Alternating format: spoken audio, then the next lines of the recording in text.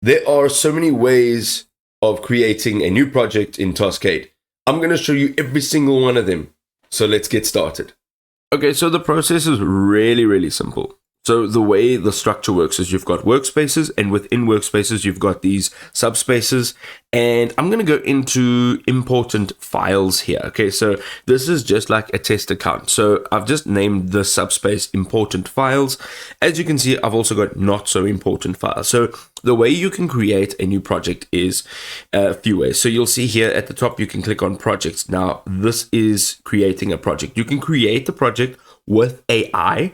Okay, which is really fantastic. So if you go in here, you can basically just explain to AI what it is that you would like to create. So whatever it is, it'll basically allow you to give it instruction and it'll create the project on its own. So I've got here, take over the world. I'm going to go, you can see it's in agent mode. You can put it in list form, board, table, mind map. You can change the language, upload files, and you can add links. You're going to just go and hit that little airplane, paper airplane icon. You can see now it has given you a full project layout. Great. So over here, you can see it says you've created your project. And I'm just going to jump out of this.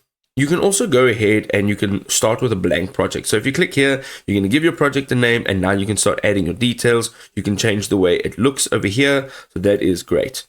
One of the other ways is actually importing data. So if you click here, you can import a web page, YouTube video, you can paste text and markdown, you can drag and drop files here, or you can just summarize it all with AI.